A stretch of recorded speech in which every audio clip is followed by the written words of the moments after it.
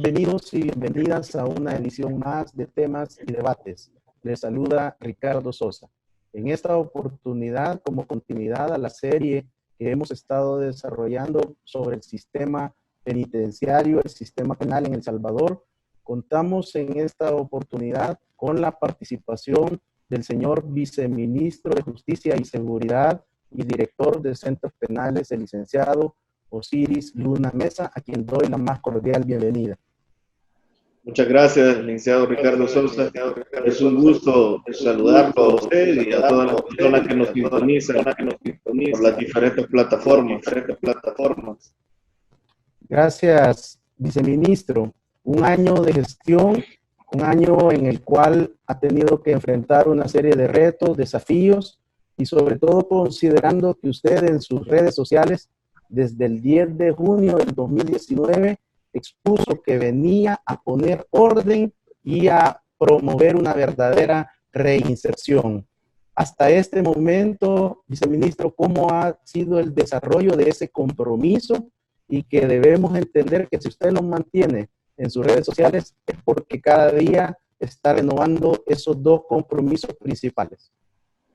Definitivamente, Ricardo, esto ha sido una lucha titánica, debo decirlo, mucho esfuerzo, desvelos y entrega total. Desde el primer día que hemos estado al frente de esta institución, verdaderamente nos pusimos las botas y nos pusimos a trabajar de manera inmediata, tal como es este gobierno 24/7. Una de las primeras acciones que realizamos y en lo que nos enfocamos fue en la desarticulación del crimen organizado que existía en los centros penitenciarios. Hay algo que se ha venido haciendo en diferentes gestiones anteriores.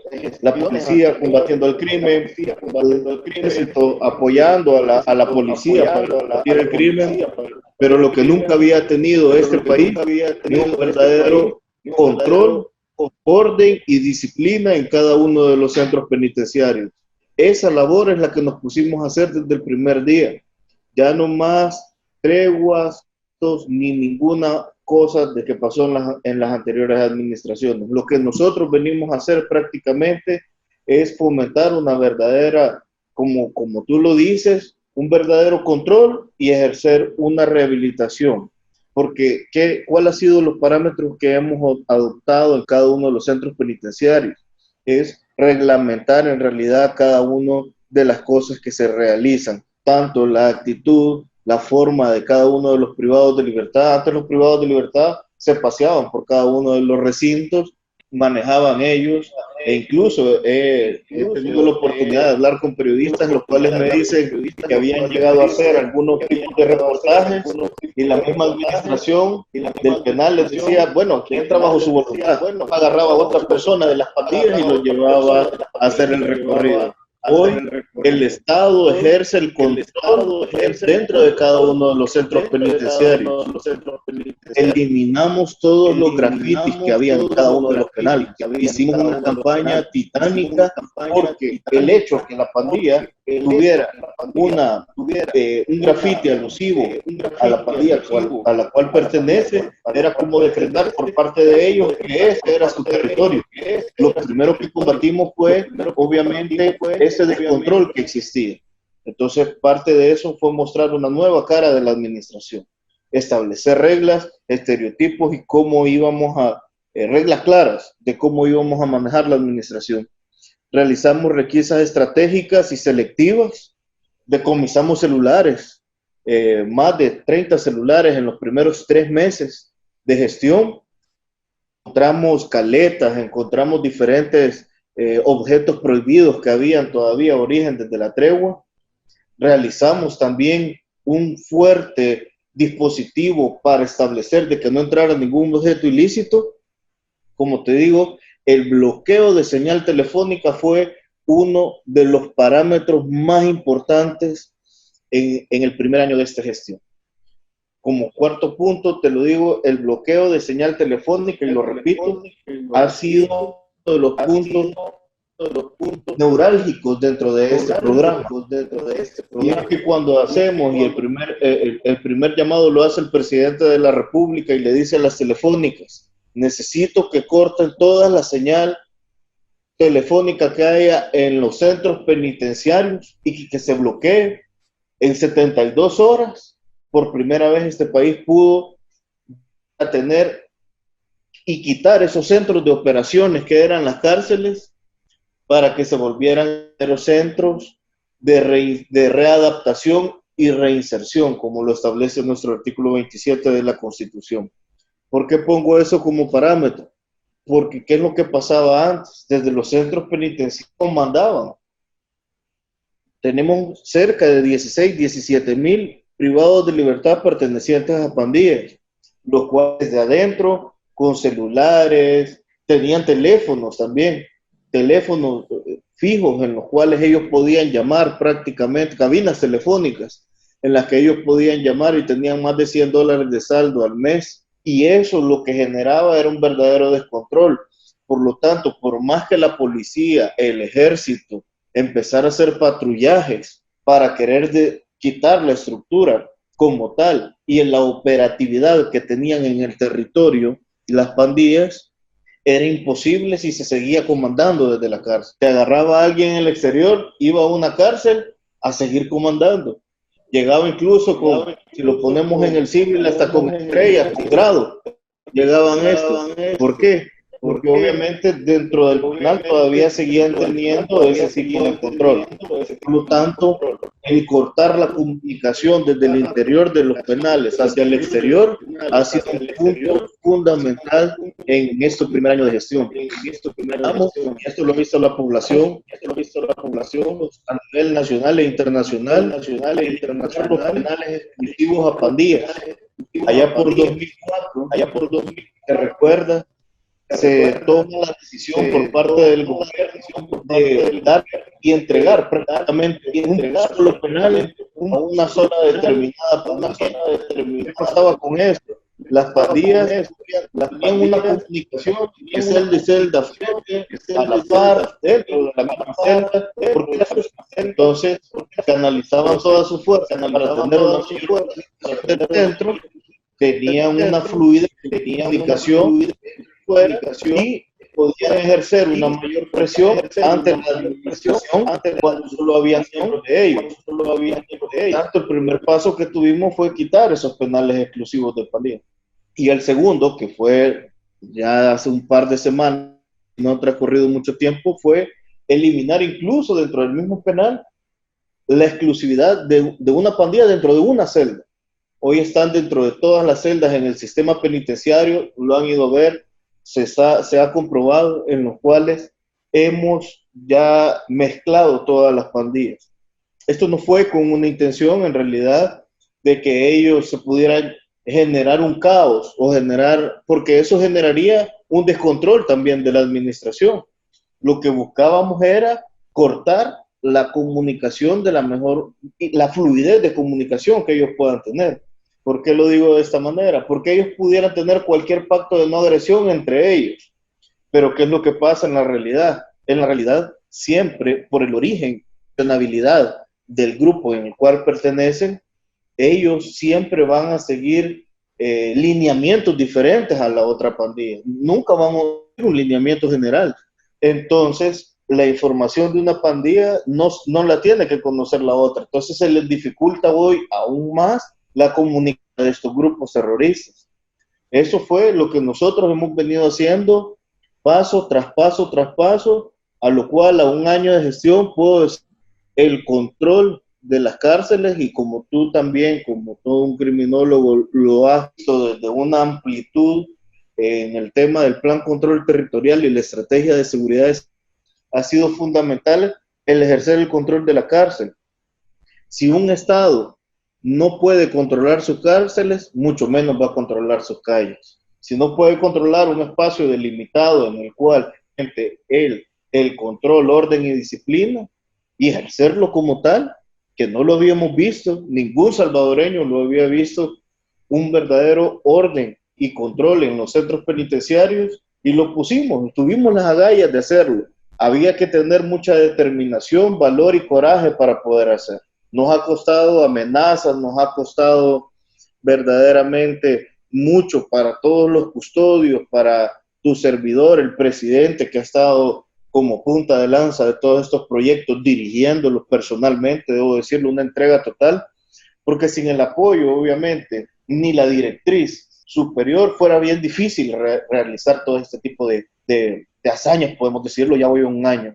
Agradecemos a todos los custodios, policías, militares, que día a día se esfuerzan, y hoy en día estamos verdaderamente conteniendo a estos grupos criminales que han causado tanto luto y dolor. Es importante también destacar, y te agradezco por la amplitud que nos das para hablar de todos los puntos que hemos tocado en este primer año de gobierno en las cárceles, y es que también se cerró el penal de Chalatenango.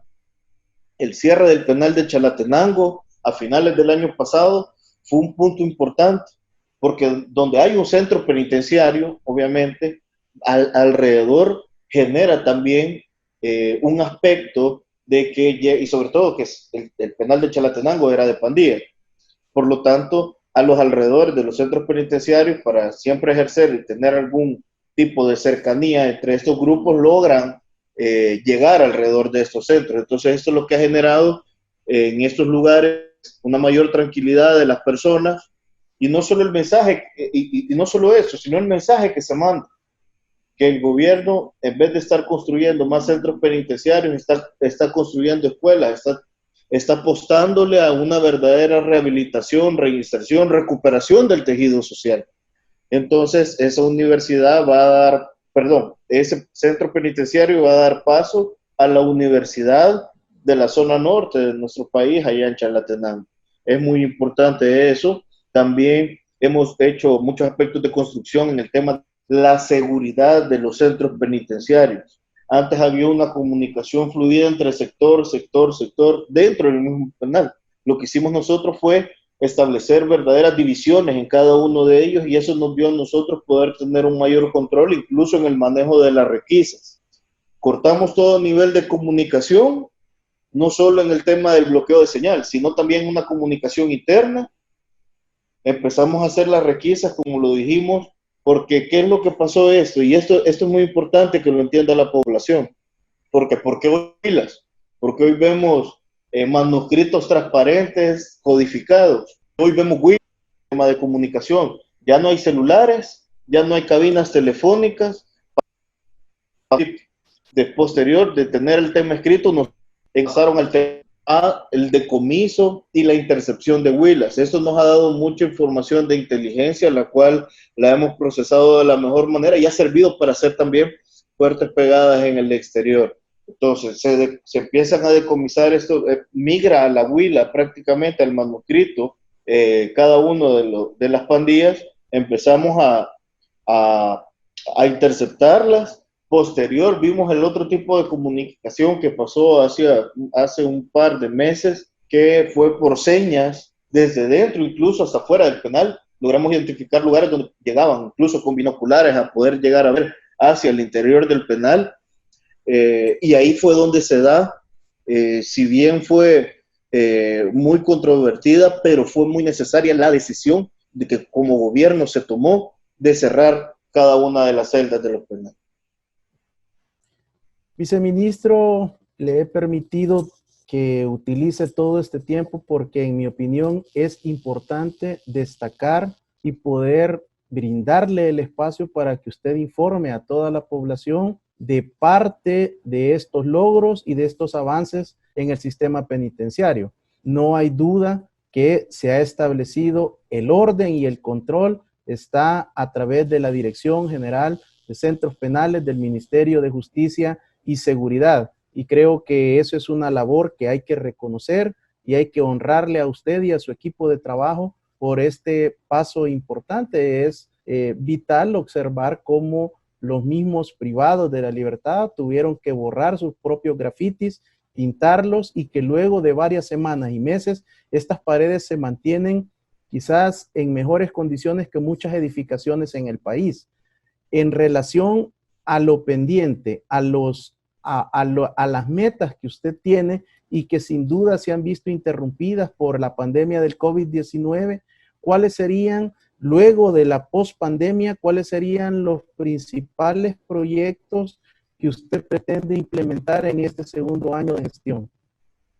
Bueno, estamos apostándole muchísimo al tema del trabajo penitenciario, y esto es muy importante porque también no solo se trata de tener, o sea, de pasar de tener el control, el orden, disciplina en los penales. También se trata qué oportunidad entonces le va a brindar el Estado a estas personas para generar, el interno mismo diga: ok, quiero tener una vida diferente, quiero que mi día a día en prisión sea diferente, porque ya no pasan aquellas fiestas pornográficas que vimos, ya no pasan todo este tipo de cosas que sucedían antes.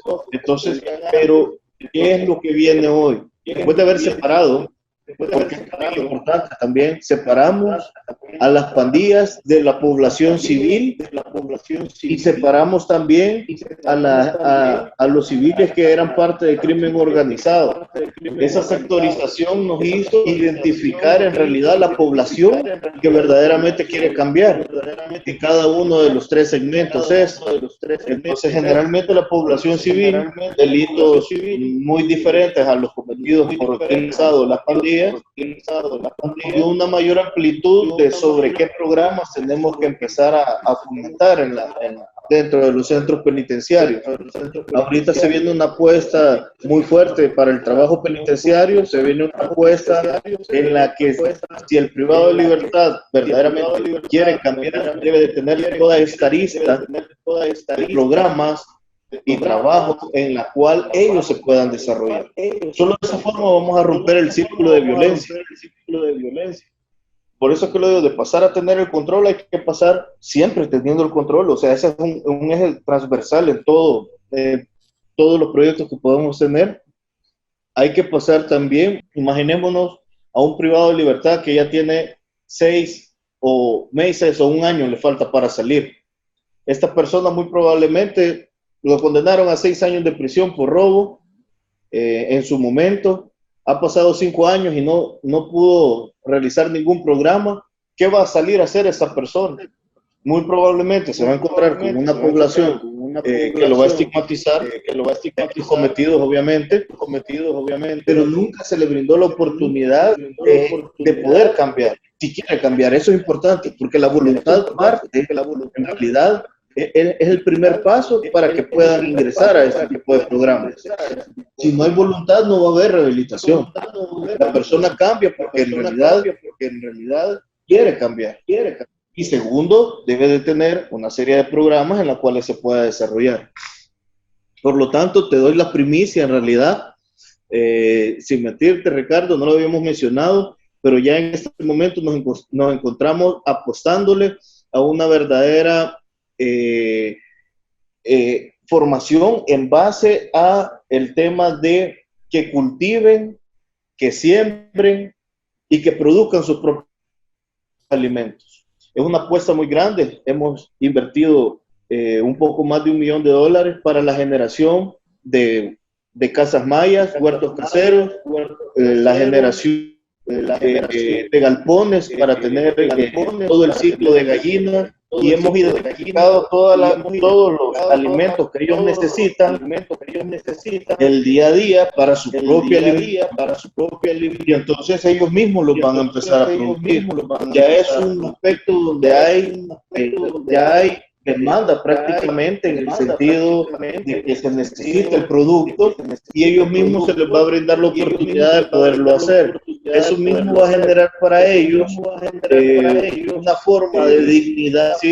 Los alimentos nosotros mismos nos los estamos haciendo, nos los estamos costeando. Queremos cambiar, mandarle ese mensaje a la población. En una primera etapa tenemos comprendido que vayan a empezar a trabajar 4.500 personas.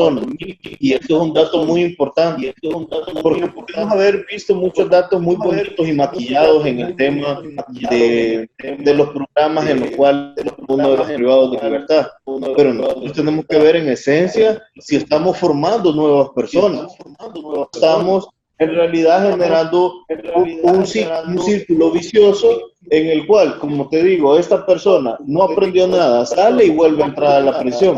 Tenemos números de casi el 90%, si hemos agarrado este país con cerca del 90% de el tema de que vuelven a prisión estas personas. Ese dato lo vamos a cambiar cuando empecemos a darle oportunidades a las personas que lo estamos realizando, estamos abriendo esta línea de programa.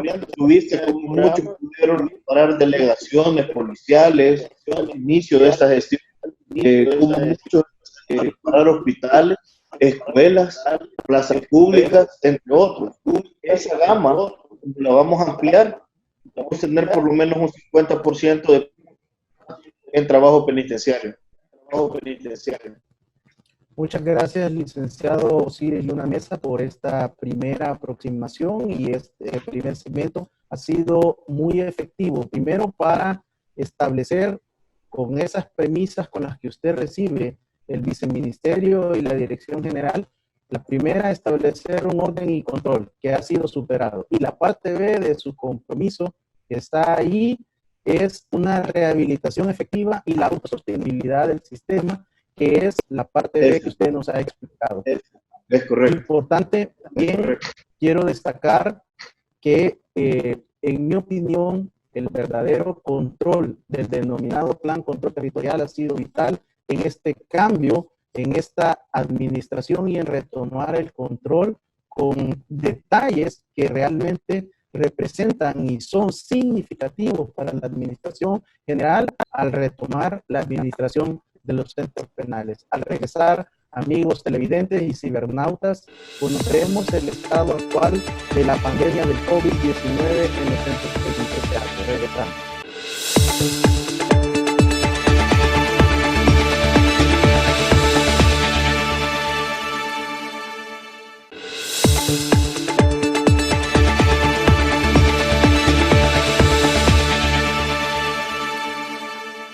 Gracias por continuar con temas y debates. Usted puede sintonizar este programa en señal abierta de Televisión Nacional de lunes a viernes de 7 a 8 de la noche y su retransmisión de 1 a 2 de la tarde. Además, puede revisar en nuestras multiplataformas, redes sociales, seguir la transmisión en directo, y luego, si usted lo desea, puede revisar los programas, bajar los audios, hacer la descarga de los programas para poder revisarlos y tomar nota de las diferentes opiniones, de la educación y de la formación que está pretendiendo esta plataforma brindarle a usted, amigo y amiga televidente.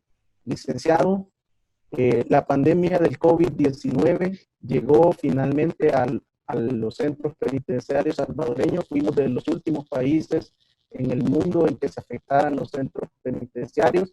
Era de esperarse debido a que en los penales no solo están los privados y privadas de la libertad, hay personal administrativo, hay personal de custodio, hay personal de servicios, y hay otra serie de personal administrativo que sin duda tiene que tener contacto con el mundo exterior, y era principalmente por las personas denominadas asintomáticas que se llegara a este momento en nuestro sistema penitenciario. ¿Cuál es el estatus hasta este día sobre la cantidad de privados y privadas de la libertad que se encuentran infectados por el COVID-19? Lo recuperado, debo de asumir que luego, desde su primer anuncio que oficializó la llegada del virus, han pasado ya las suficientes 14 días, entenderíamos que han sido rehabilitados, y debo también asumir que no tenemos fallecidos por COVID-19.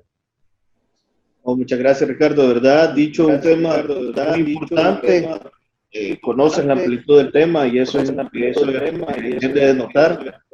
Evidentemente, nosotros pusimos desde el primer día todos los protocolos en disposición de trabajar en conjunto en una mesa que hemos estado con el Comité de la Cruz Roja Internacional, no como tal, representado el Ministerio de Salud, el EICE, que es el Interinstitucional de Contención Epidemiológica que tiene el Ministerio de Salud también por esta pandemia, y y la Dirección General de Centros Penales. Nosotros montamos este protocolo de prevención, pero no solo de prevención, sino también de control de la pandemia dentro de los centros penitenciarios.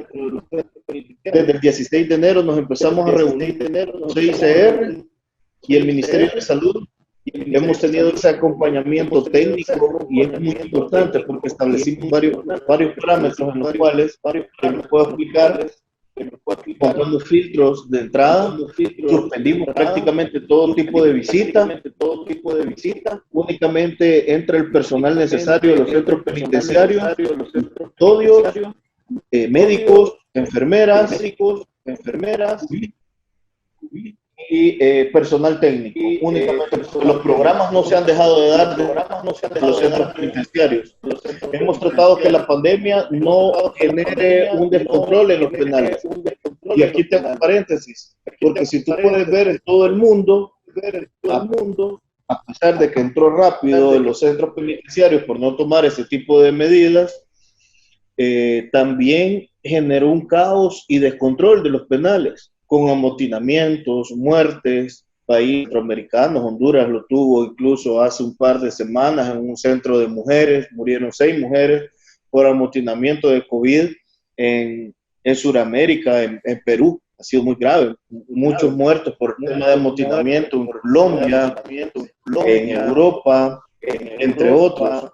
Entonces nosotros hemos tratado de generar un filtro para que no entre, y eso nos hizo ganar mucho tiempo, nos hace ganar tiempo, uno, para no saturar el sistema de salud,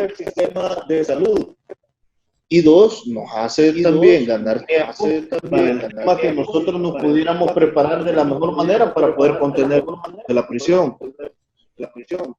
A este momento lo tenemos en el penal de San Vicente, Saltepeque, La Esperanza y el resguardo psiquiátrico. Hemos sido muy transparentes, como ha sido el gobierno en toda la pandemia, con los números. En San Vicente tuvimos un total de 39 casos positivos, 11 en Quesaltepeque, en La Esperanza 33 y el resguardo psiquiátrico 58. Obviamente, cuando sale un caso positivo dentro de una celda o dentro de un sector, empezamos a identificar de una manera pronta. Esto es lo importante, identificarlo pronto para hacer la separación y que no continúe. Entonces hemos aislado como sospechosos ya a este momento, contando con los positivos también, son 1.231 personas que están aisladas, separadas obviamente entre casos positivos y los casos sospechosos que han venido obviamente saliendo sin mezclarlos entre sí. Esto fue muy importante de la generación, porque nos generó lugares, nos dio tiempo para generar lugares y condiciones para albergar a los privados de libertad. Tenemos 4 centros de tratamiento COVID de privados de libertad, donde estamos tratando privados de libertad tanto de Bartolinas como de la Dirección General de Centros Penales. Y esto nos hizo que pudiéramos tener gente especializada ahí, personal médico, medicina, tratamiento especializado para esta, como cualquier persona. Esto es muy importante de recargarlo. El tratamiento que se les ha dado es el mismo que se le da a cualquier ciudadano en el hospital de salud. Y en eso hemos sido muy consecuentes como gobierno. Hemos hecho la separación efectiva. Estos lugares son higienizados a diario, sanitizados como tal. Hemos tenido personal médico y personal y custodio que ha estado ahí a pesar de la pandemia, que le ha dado un tratamiento especializado a cada una de estas personas. Se le llamó, y esto es parte de la estrategia que tuvimos, hemos montado un call center donde se le llamó a cada uno de los familiares de los privados de libertad que tenían COVID.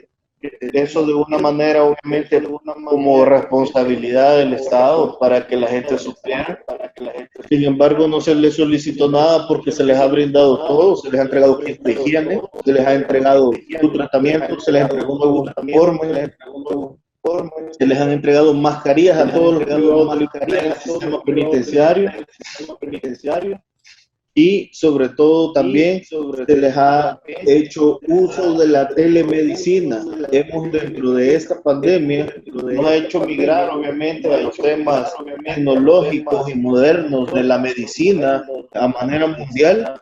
Y dentro de la región somos el primer país con telemedicina. Tenemos especialistas que nos ha designado el ministro, el doctor Alaví, los cuales les dan tratamiento personalizado diario.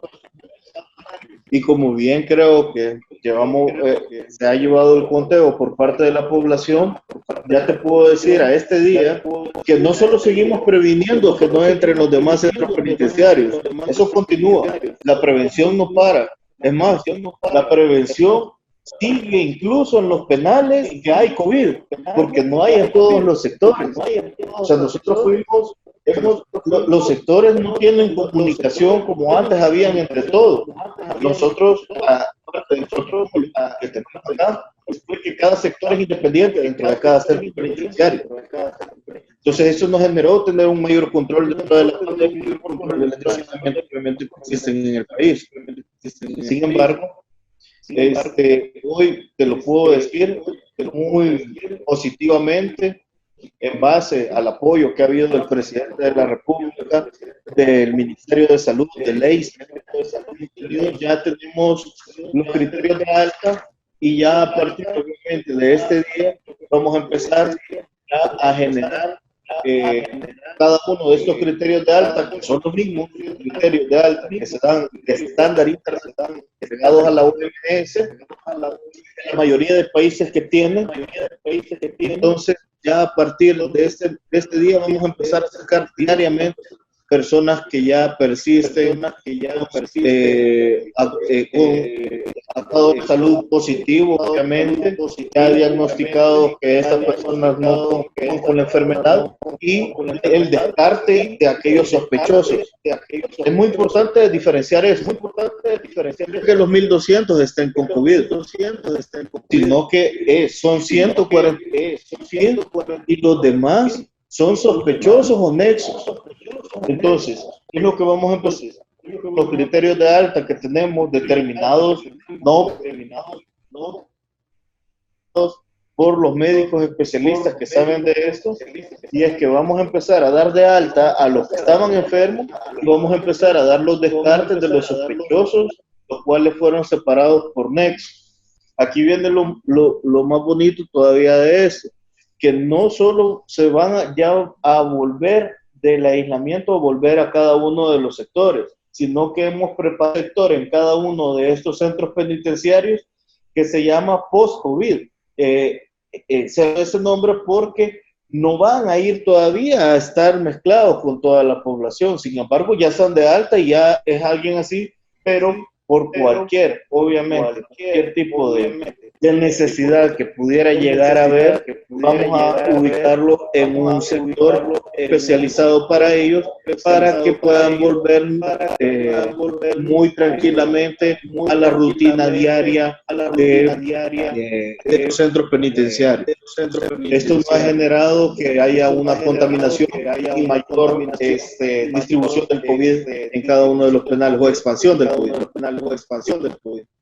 Director, hay una situación que yo quiero pedirle que por favor la amplíe y es con relación al call center, a las llamadas. Las personas se han confundido, en mi opinión, porque ustedes llaman a los que están positivos, no le van a hablar a los 37,100 familiares. Y el otro tema es también relacionado al hecho de que las personas que están positivas también entiendo que tienen el derecho de guardarse la decisión de no informar a los familiares y ustedes como autoridad en ese sentido están limitados. Sin duda, muy bien lo has explicado. Definitivamente no es que se iban a hacer a los 37,000 privados de libertad Al que no se le ha llamado es porque no tiene COVID, ni ha sido aislado,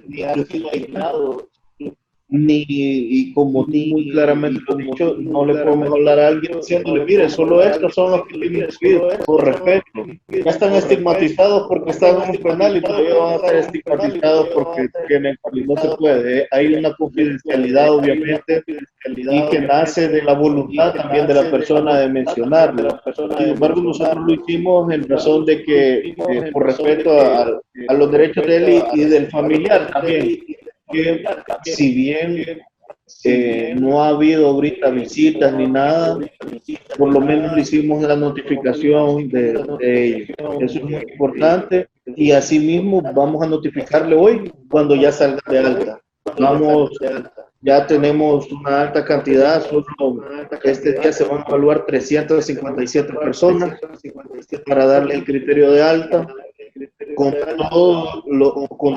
cada uno de los parámetros que se les da a los privados, a la población en general,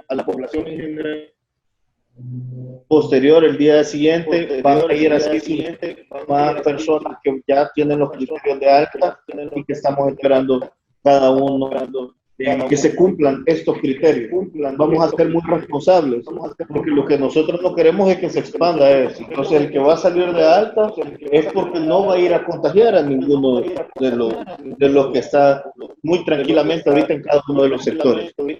Hay que explicar algo también.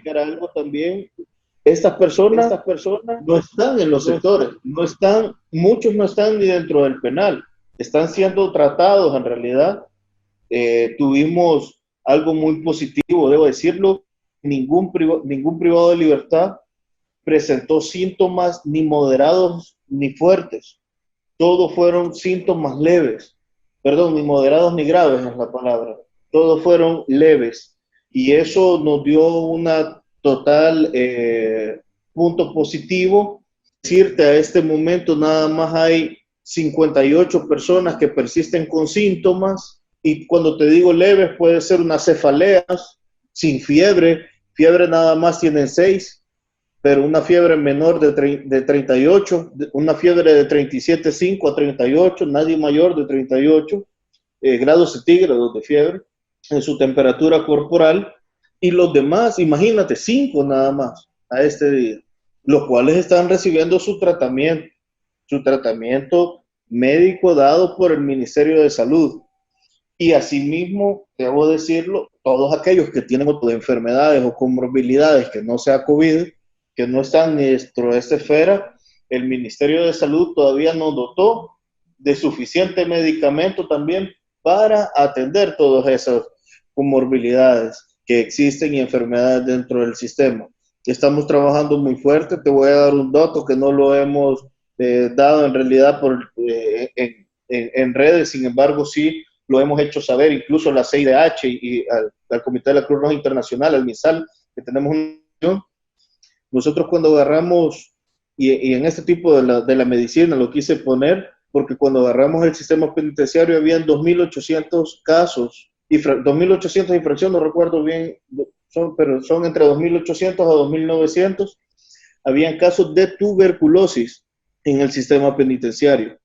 A este día tenemos 847 casos de tuberculosis confirmados, más de 2.000, a un año de gestión hemos bajado más de 2.000. Y la política fue 0 desnutrición en las cárceles y aislamiento prematuro.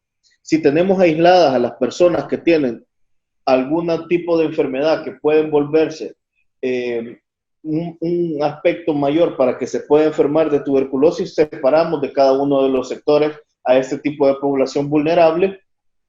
Hicimos celdas únicamente para los de tuberculosis, fase 1 y fase 2, y tuberculosis sintomáticos mientras se les hacía la prueba. Y no solo eso, separamos de ese pabellón a todos los que tenían desnutrición del penal y empezamos a dotarles enchur, incaparina, avena, leche. Al día de hoy tenemos únicamente el 0,9 de desnutrición en todo el sistema penitenciario. Es incluso menor, debo decir, que que fuera de los penales. Entonces, sí se ha tratado el tema como se debe. El hecho de que el Estado pueda ejercer el control de la manera para salvaguardar los derechos de todos los salvadoreños, de los más de 6 millones que somos, también asimismo, de los penales, vamos a garantizar este tipo de medidas. Licenciado, solo para dejar con claridad este tema, a las personas con nexos, a los sospechosos, ¿se le llama a la familia o solo a los positivos? Se le llama positivos y a los separados, a los nexos o sospechosos. Y ya se hicieron todas las llamadas, debo decirlo, en un call center que se tomó acá, se les mencionó el estado de salud, el tipo de síntomas que él padecía, nadie pasó de leve, eso, y se manifestó tal cual. Es más, para los nexos solo se explicó en la mayoría, más del 90% le explicó que había sido separado nada más. No es que tenían ni COVID, muchos no tenían ni síntomas, pero se tuvo que separar muy responsablemente de esa manera. Entonces sí, solo se le ha llamado a esos, no se les ha llamado y esperamos pronto que pase esta pandemia, poder nuevamente volver a la cotidianidad de empezar a dar cada uno de los derechos que tienen ellos respecto al tema de visitas, entre otros, pero por el momento, por la misma integridad de los física y de la salud de los privados de libertad, ellos lo han entendido que no es momento de que se abran las visitas. ¿Han logrado identificar los posibles nexos dentro del personal administrativo, de seguridad, de servicios? Y podemos tener en este momento, licenciado, la certeza de que ustedes han logrado aislar estos nexos. Sí, definitivamente debemos de saber de que el personal administrativo hace turnos de 21 días y eso es, debo decirlo y agradecerle al personal, tanto custodio como administrativo, porque pasar 21 días dentro de un centro penitenciario, tomando todas las medidas como el aislamiento, cero celular, cero todo, está bloqueada la señal, separado de su familia, obviamente, y estar obviamente haciendo todo este tipo de procesos y filtros, porque se toma la temperatura en la mañana y en la tarde, hay que seguir dando programas, hay que seguir haciendo que el penal continúe con su actividad.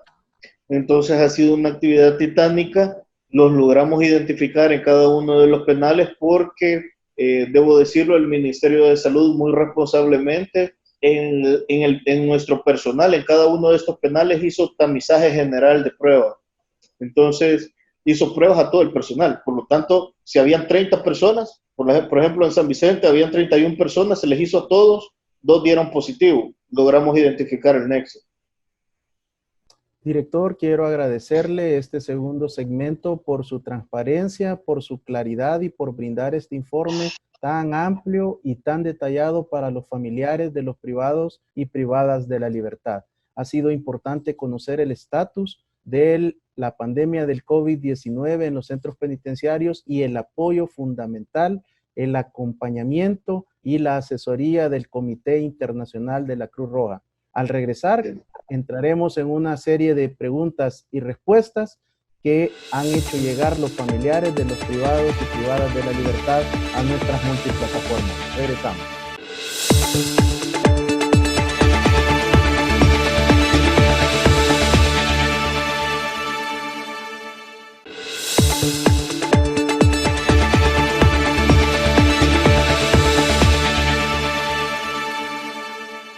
Gracias por continuar con temas y debates con Ricardo Sosa. En esta oportunidad, el señor viceministro de Justicia y Seguridad y director general de Centros Penales, el licenciado Osiris Luna Mesa.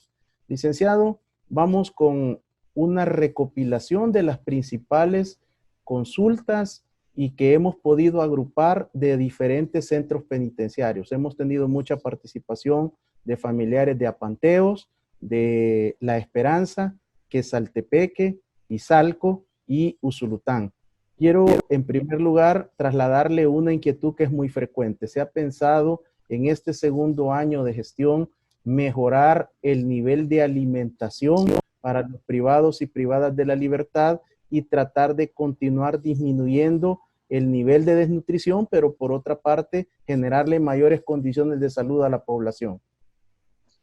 Muy importante ese tema y debemos decirlo muy francamente, dentro de cada uno de nuestros componentes está la apuesta a eliminar la desnutrición, porque si la desnutrición obviamente eliminamos que sean más el privado de libertad pueda contagiarse más rápido de una enfermedad.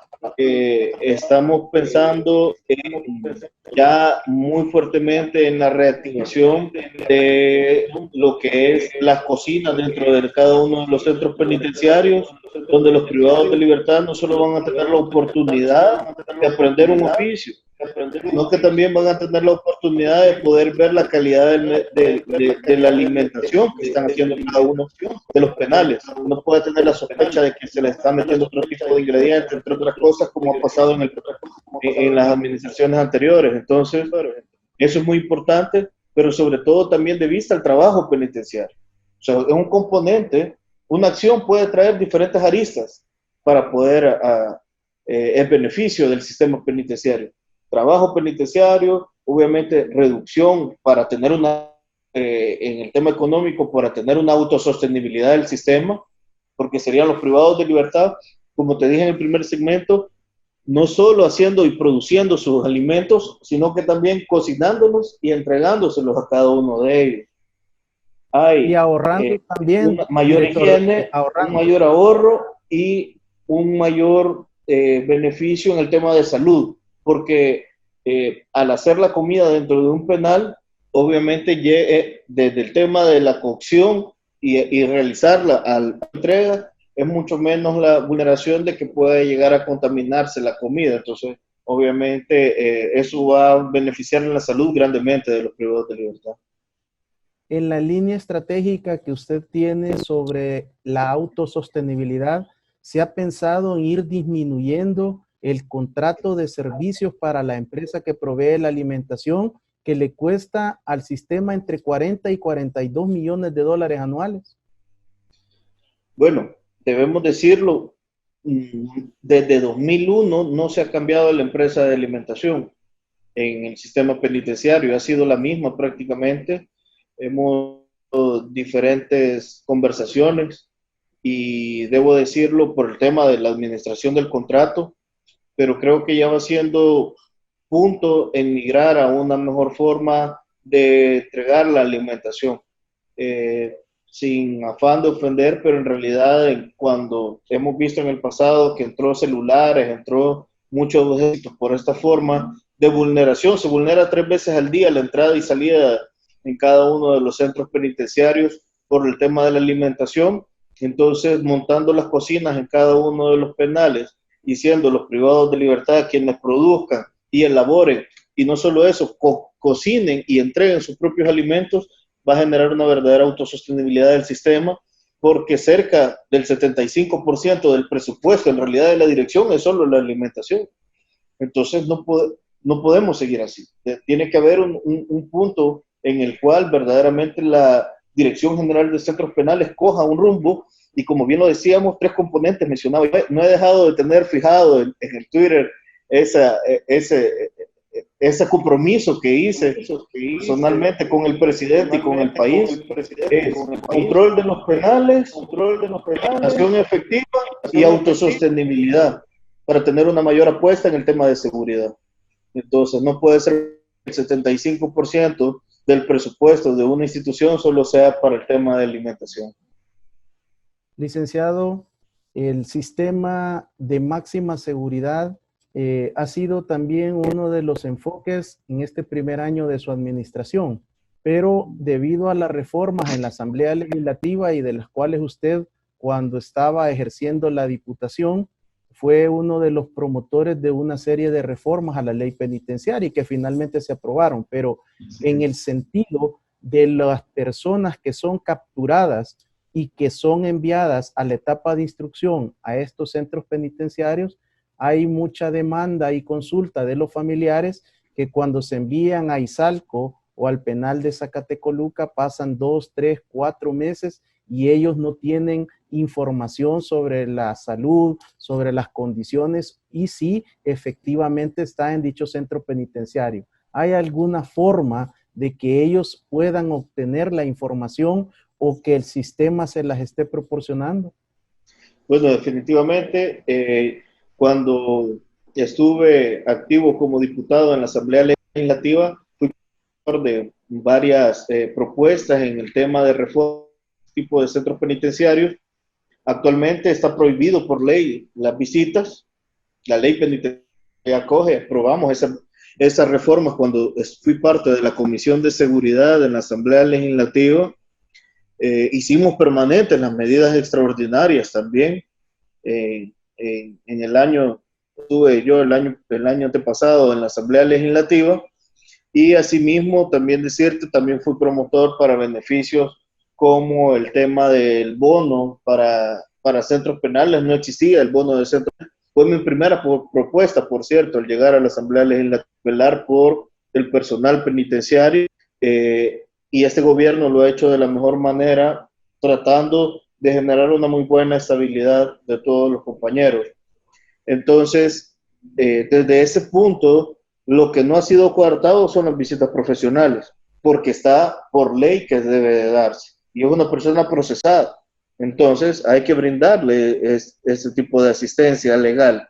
Eso no hay ningún problema, pero en el tema de las visitas formalmente familiares, debo decirlo, eso ya está prohibido por ley. No puede hacerse de otra manera en esos lugares. Pero conocer el estatus por medio de una llamada telefónica, no hay ese tipo de asistencia que la persona salió de la audiencia inicial y fue enviado al centro penitenciario de máxima seguridad. El familiar quiere conocer si ya llegó, si está bien. Eso no es posible. A este momento, debo decirlo, una llamada o algo no lo vemos factible a este día, porque debemos de ser conscientes. Nosotros fuimos los que quitamos los teléfonos de ahí, porque salían órdenes, no solo órdenes de asesinato, sino órdenes también de cobro de renta para todos los salvadoreños. Los salvadoreños le llamaban del penal y le decían: estamos en el penal tal y queremos que le vayas a dar a la persona X, se te va a acercar a tu lugar, tenés que dar la renta si no querés que cometamos algún hecho contra ti o tu familia. Eso lo hemos parado por cortar la comunicación de todo tipo de vías.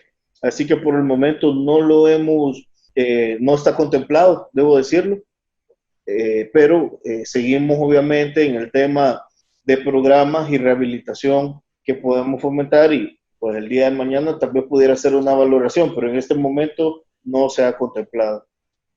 Licenciado, en cuanto al equipo técnico de cada centro penitenciario para que elaboren los dictámenes y se puedan enviar a los consejos criminológicos regional y nacional para las valoraciones de los beneficios penitenciarios, ¿cómo está en este momento el trabajo? ¿Se ha ido reactivando el trabajo de los equipos técnicos o se continúa paralizado? No, ya se ha reactivado ese trabajo. Lo que hemos realizado ha sido una serie de segmentación en base. Hemos puesto algunas prioridades, como por ejemplo ser de bajo nivel de peligrosidad. Entonces, de la población de 37,000 que tenemos, empezamos a agarrar personas de bajo nivel de peligrosidad. No solo eso, no pertenecientes a ninguna estructura terrorista o estructura de crimen organizado. Y hemos puesto todos estos filtros para generar en una primera etapa lo que es el tema de rehabilitación y reinserción de una manera muy fuerte en la población que es más fácil de rehabilitar o que ya esté consciente de que quiere rehabilitarse o esté en proceso de. Hay que ser muy consciente, el programa ha sido muy bueno, una buena apuesta que hizo el gobierno anterior. Sin embargo, le faltó dientes y le faltó verdaderamente un pensamiento progresista en el tema de privado de libertad, de cambio de tratamiento. no como un programa de generación de solo liberar o generar un tipo de no ocio dentro del penal o generar una actividad. Lo que había que generar, nosotros tenemos un plan cero ocio donde el 100% de privados de libertad tienen que estar haciendo una tarea. Y ahorita el 100% está haciendo cero ocio. El programa Yo Cambio se quedó nada más en un cero ocio. Nosotros logramos no solo el 50% que ellos habían tenido, sino el 100%. Como tú has podido ver, ellos son los encargados de hacer la limpieza en todo el centro penitenciario. Ellos son los encargados de hacer cada una de las actividades cotidianas de centros penitenciarios. Entonces, eso es muy importante porque lo que genera es una actitud en la cual está valorando cada uno de los privados de libertad en cualquier centro penitenciario que sea, y en algunos les estamos apostando a mayores generación de actividades con respecto a trabajo penitenciario para que ellos puedan optar ya a poder generar ese tipo de beneficios. Pero los beneficios por ley están para todos. Sin embargo, debemos de proceder escalonadamente con un plan de trabajo bien diseñado. Entonces hemos empezado por los cerca de 20,000 personas que son comunes, de los cuales hemos establecido estos criterios y hemos llegado a población, sobre todo en criterios que ya casi va a salir, que son los que más nos competen, digo, en nivel de prioridad, porque yo tengo que estar pensando en este momento, y lo estamos haciendo, en la persona que va a salir mañana, la que va a 3 días, ¿qué va a salir a hacer? ¿Va a volver a la cárcel en 2 semanas o no? Entonces el Estado debe garante de generar cambios en las personas que ya va a salir para que no vuelva a reingresar. La mejor forma de evitar el hacinamiento es con el tema de rehabilitación, no generando más penales. Había una comprensión errónea de que hay que construir más penales, entonces vamos a tener edificios de penales y no verdaderamente rehabilitando personas. Así que nos hemos enfocado en este núcleo y ya se están haciendo las valoraciones por temas de videoconferencias, como estamos ahorita, el personal de los penales con los consejos criminológicos, estamos migrando prácticamente al tema digital en toda la dirección y nos ha salido muy bien, debo decirlo, muy buena conexión, el teléfono ha funcionado y ya pusimos en marcha los consejos criminológicos. Licenciado Osiris Luna Mesa, quiero darle las gracias por aceptar mi invitación, por hablarnos con transparencia, con claridad, por llevarnos paso a paso de los avances, logros, de los desafíos, y también felicitarle por estar brindándole un giro al sistema penitenciario en el sentido de no continuar con la línea solo de combatir el ocio carcelario, sino de trabajar en un verdadero tratamiento criminológico. Gracias por aceptar la invitación y su despedida de los amigos televidentes y cibernautas. No, muchas gracias a todas las personas que han estado pendientes de este programa. Te agradezco, Ricardo. La verdad es que sos bienvenido a tu casa de la Dirección de Centros Penales. He trabajado mucho en diferentes programas aquí, apoyando a la dirección. Te agradecemos eso, en realidad. Y vamos a seguir trabajando el día a día. Debo decirle ahorita también, se me escapaba algo importante para familiares que nos escuchan. El presidente, conjunto con el Ministerio de Salud, tomó la disposición en realidad de hacer pruebas a todas las personas que hacen el cambio de turno. El cambio de turno que tenemos ahorita solo ha entrado gente que tiene ya de la prueba de COVID. Entonces, de esa manera estamos evitando también otro filtro más para que no entre el COVID al sistema penitenciario. Y vamos a seguir dando lo mejor de nosotros. Muchas gracias, Ricardo. Muchas gracias a todo el público que nos ha sintonizado. Ha sido el licenciado Osiris Luna Mesa, viceministro de Justicia y Seguridad y director general de Centros Penales, quien ha brindado un amplio reporte sobre su balance del primer año de gestión y el estatus hasta este día de la pandemia del COVID-19. Amigo y amiga, televidente, familiar de privado y privada de libertad, hemos cumplido de manera responsable en traer la versión oficial por parte del señor viceministro y director de Centros Penales. Hasta la próxima. Bendiciones.